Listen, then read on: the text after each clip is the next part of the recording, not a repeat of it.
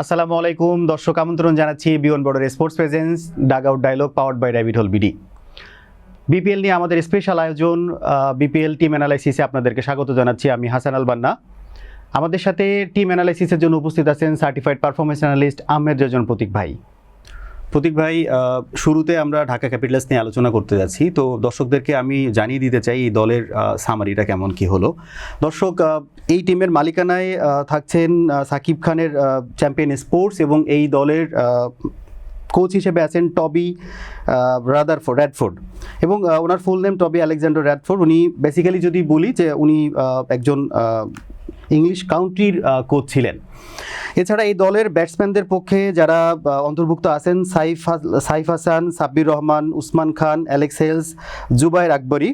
এছাড়া wicket keeper batsman হিসেবে থাকছেন মোহাম্মদ মিথুন, রহমানুল্লাহ গুরবাজ, ইরফান শুক্কুর। অলরাউন্ডার কোটায় আছেন আহমেদ আবদুল্লাল মামুন, তোফায়েল আহমেদ, মইনুল ইসলাম, দাসুন সানাকা, শামীম হোসেন পাটোয়ারি, নাসির হোসেন, মোহাম্মদ সাইফুদ্দিন, ইমাদ ওয়াসিম, ওদেন স্মিথ। এছাড়া যদি আমরা বলি স্পিন বোলিং নিয়ে আছেন তাইজুল ইসলাম, জায়েদ উল্লাহ। এছাড়া ইমাদ ওয়াসিম থাকছেন অলরাউন্ডারের কোটায় এবং জিয়াউর রহমান আফগানি একজন বোলার। এছাড়া পেস বোলিং হিসেবে থাকছেন তাসকিন আহমেদ, মারুফ মৃধা এবং জিয়াউর রহমান বেসিক্যালি কিন্তু অলরাউন্ডার হিসেবেও খেলেন। সো আমি আবার আপনার কাছে আসতে চাই প্রতীক ভাই, পুরো দল এবং ম্যানেজমেন্ট নিয়ে ওভারঅল আপনার কাছে জানতে চাও কেমন বোধ করছেন এই দলটা নিয়ে।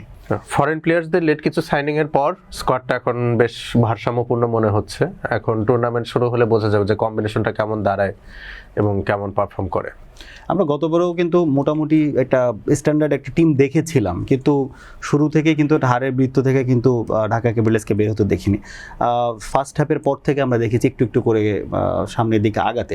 তো আপনার কাছে কি মনে হয় যে কোচ কিংবা কোচিং প্যানেল ওভারঅল সব কিছু কি ডিপেন্ড করে এই পারফরমেন্সের জন্য? গতবার ঢাকা ক্যাপিটালসের ফরেন রিক্রুট আমার কাছে খুব স্ট্যান্ডার্ড মনে হয়নি, সত্যি কথা বলতে গেলে। গত বছর অনেকটা লোকাল প্লেয়ারের উপর ডিপেন্ড করে কিন্তু ঢাকা ক্যাপিটালস তাদের দলটা গোছায়। সেখানে তানজিদ হাসান তামিম ছিলেন, লিটন দাস ছিলেন, কিন্তু এখনকার যে স্কোয়াডটা আমরা দেখতে পাচ্ছি সেখানে কিন্তু বেশ কিছু কোয়ালিটি ফরেনার্স রয়েছেন।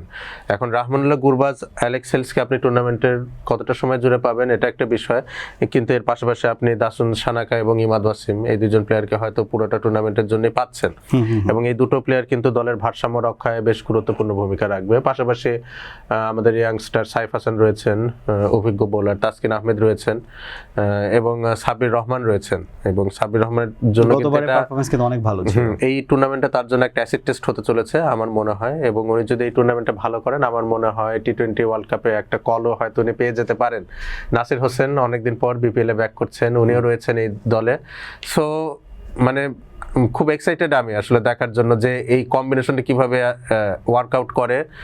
কারণ ওপরে অ্যালেক্স হেলস এবং রহমানুল্লাহ গুরবাজকে যদি ঢাকা ক্যাপিটালস যদি কোয়ালিফাই করে নকআউটে, সেই ক্ষেত্রে যদি একসাথে পায়, আবার অলরাউন্ডার হিসেবে যদি দাসুন সানাকা, ইমাদ ওয়াসিমকে পেয়ে থাকে, সাথে সাথে যদি লোকাল প্লেয়ার যারা রয়েছেন সাব্বির রহমান, নাসির হোসেন, তাসকিন আহমেদ, ওনারা যদি ক্লিক করেন সেক্ষেত্রে কিন্তু খুবই ফর্মিডেবল একটা স্কোয়াড হবে ঢাকা ক্যাপিটালস।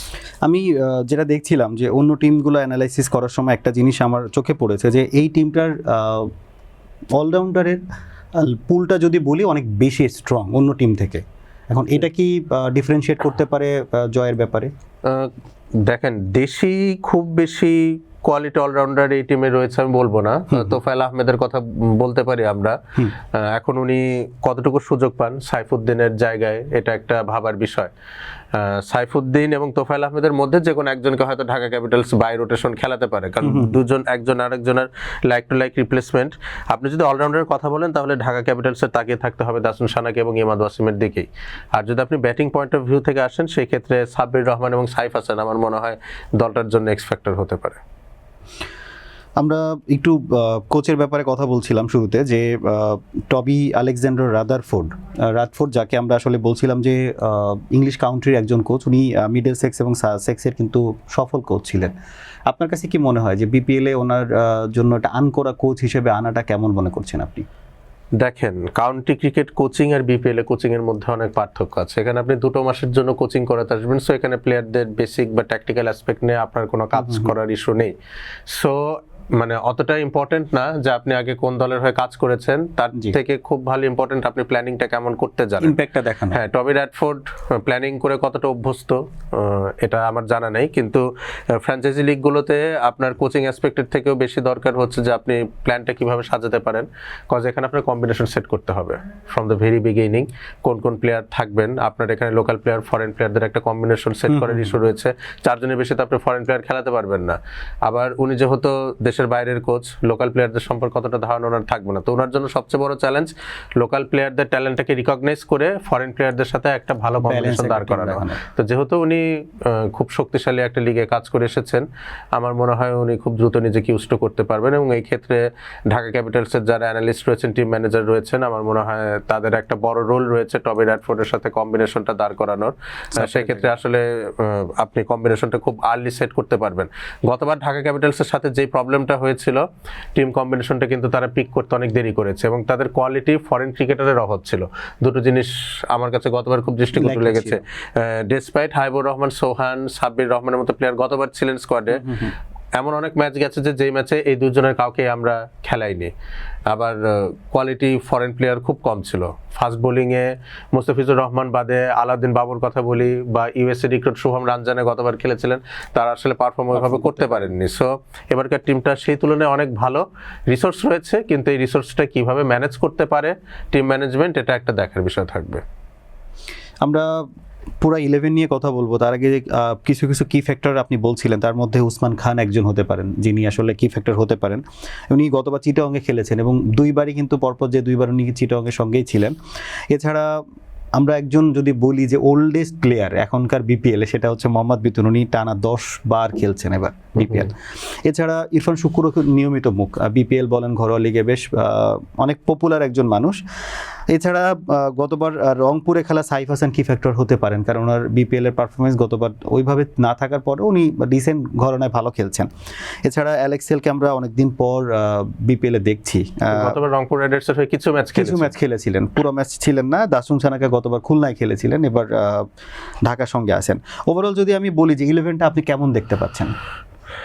এটা ডিপেন্ড করবে আসলে যে রাহমানুল্লাহ গুরবাজ এবং অ্যালেক্স হেলস যদি দুইজন অ্যাভেলেবেল থাকেন, অবশ্যই আমি তাদের দুজনকে দিয়ে ওপেন করাতে চাইবো।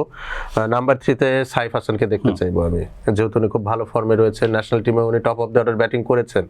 নাম্বার 4-এ Dhaka capitals must play Sabbir Rahman, এটার দ্বিতীয় কোনো বিকল্প নেই। এবং আসলে এই মানে ফ্র্যাঞ্চাইজি লিগগুলোতে একটু মানে বৃহত্তর স্বার্থে টিমগুলোর চিন্তা করা উচিত, যেহেতু আমাদের ন্যাশনাল টিমে নাম্বার 4 কোয়ালিটি ব্যাটারের অভাব রয়েছে।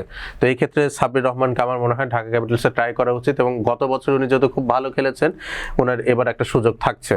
আপনি বলছিলেন মোহাম্মদ মিথুনের কথা, ওনাকে আমি ফার্স্ট 11-এ দেখছি না। আমি নাম্বার 5-এ দেখতে চাইবো ইদার নাসির হোসেন বা শাইম হোসেন পাটোয়ারিকে। দুজনের যে কোনো একজনকে হয়তো ঢাকা ক্যাপিটালস খেলাবে, একসাথে দুজনকে হয়তো তারা এফোর্ড করতে পারবে না। নাম্বার 6 আর নাম্বার 7 এই দুই জায়গায় দাসুন সানাকা এবং ইমাদ ওয়াসিম হয়তো তারা খেলবেন, এবং এই যে ব্যাটিং এর যে ফায়ার পাওয়ারটা লোয়ার ডাউন দি অর্ডার এখান থেকে আসলে জেনারেট হবে, এবং টপ অফ দি অর্ডার যদি অ্যালেক্স হেলস এবং রাহমানুল্লাহ গুরবাজ থাকেন বা সাইফ হাসানও বলতে পারি, সেখান থেকে আসবে। আপনি যদি এখন বোলিং পয়েন্ট অফ ভিউতে চান, তোফায়েল আহমেদ বা সাইফুদ্দিন এই দুইজনের যে কোনো একজনকে খেলাতে হবে। আসলে শুনতে খারাপ লাগতে পারে যে সাইফুদ্দিন যেখানে ন্যাশনাল টিমে মোটামুটি রেগুলার খেলছেন, ঢাকা ক্যাপিটালস উনি নাও খেলতে পারেন, এরকম কথা কেন বলছি? It's all about combination. এখানে আসলে বড় নাম দেখে তাকে খেলাতে হবে এমন কোনো বিষয় নেই, পুরোটাই কম্বিনেশনের উপর ডিপেন্ড করছে। এবং তোফায়েল আহমেদ কিন্তু উঠতি কিছু অলরাউন্ডারদের মধ্যে একজন, এবং আমাদের যেহেতু কোয়ালিটি ফাস্ট বোলিং অলরাউন্ডার নেই, Tofail Ahmed could be an option. তো এই জায়গায় তোফায়েল আহমেদ এবং সাইফুদ্দিনের মধ্যে আমি যে কোনো একজনকে দেখতে চাচ্ছি। এর পরবর্তীতে Maruf Mridha, left arm fast bowler, উনি কিন্তু খুবই দুর্দান্ত রেকর্ড তার আন্ডার-19 ক্রিকেটে, খুব ভালো স্লোয়ার উনি করে থাকেন। অনেকটা মুস্তাফিজুর রহমানের উত্তরসূরি যদি আমরা বাংলাদেশ ক্রিকেটে কাউকে বলে থাকি, আমার মনে হয় সেটা হতে পারেন মারুফ মৃধা। এর পরবর্তীতে তাসকিন আহমেদ রয়েছেন, এবং হয়তো নাম্বার 11 এই জায়গাটা আমরা তাইজুল ইসলামকে চাইলে দিতে পারি। আপনার কাছে একটা জিনিস জানতে চাই যে এখনো পর্যন্ত এই টিম কিন্তু ক্যাপ্টেন মনে হয় অ্যানাউন্স করেনি আমার জানা মতে। আপনার কাছে ক্যাপ্টেন কাকে মনে হচ্ছে?